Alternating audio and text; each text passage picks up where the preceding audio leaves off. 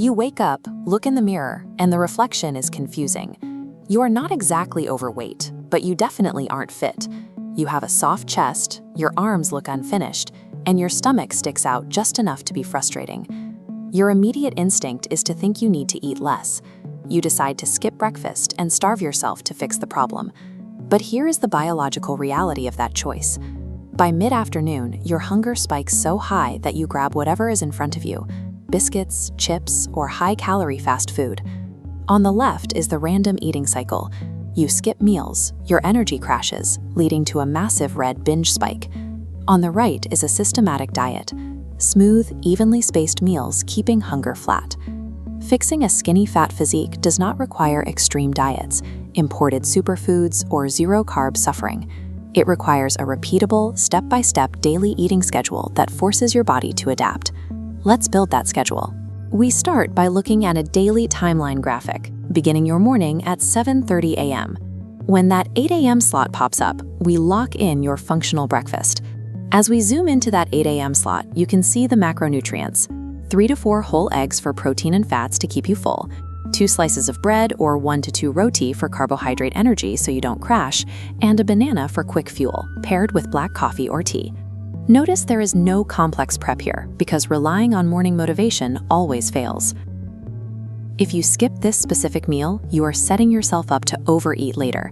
The nighttime binge always starts with a skipped morning breakfast. Moving down the timeline to 11 a.m., our energy stays perfectly stable. Instead of reaching for snacks that spike your blood sugar, you eat 1 piece of fruit and a handful of peanuts or roasted chana. This 2-step sequence is your defense mechanism.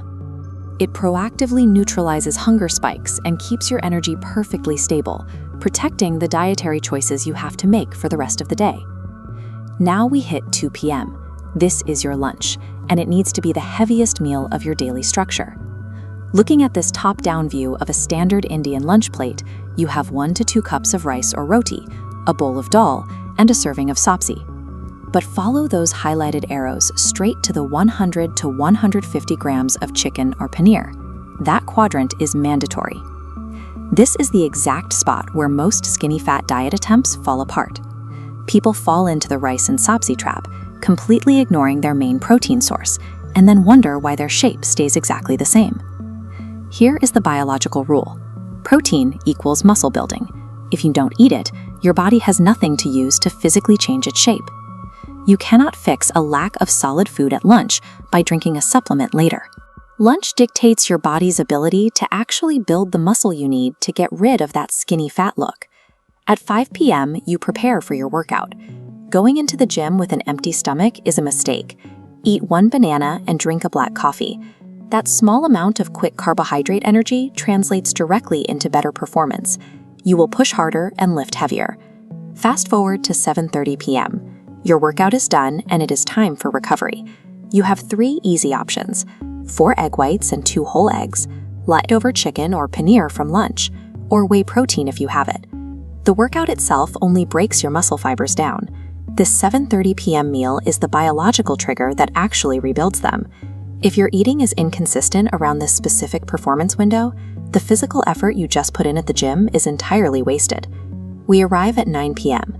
Dinner is the most dangerous meal of the day, because this is where dietary control completely breaks down. This side-by-side comparison graphic compares your meal volumes.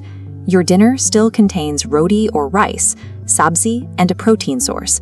But as you can see, the physical volume on the 9 p.m. plate is scaled down by about 30% compared to lunch. Dinner is a functional meal, not a daily festival. Stop treating it like an excuse to eat heavy, oily foods until you are completely stuffed. By 10:30 p.m., you will probably feel a craving for something sweet or crunchy.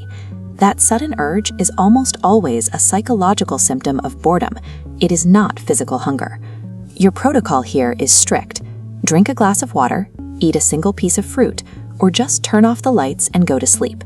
Do not let a 500-calorie midnight mistake destroy an entire day of structural progress.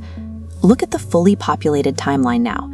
From 8 a.m. to 10:30 p.m., all 6 interconnected blocks form a cohesive, closed-loop system. You have successfully transitioned from a chaotic life of random eating to a clear, repeatable plan. In the short term, you will not see a six-pack. What you will experience first is a sharp drop in bloating, highly stabilized energy levels throughout the afternoon, and a massive feeling of control over your body. Then the physical changes follow. Your gym strength goes up, your overall body frame visibly tightens, and that soft layer of fat slowly drops off. Let me call out the most common failure point right now. You will feel the urge to overcomplicate these simple meals, and you will want to quit after 3 days.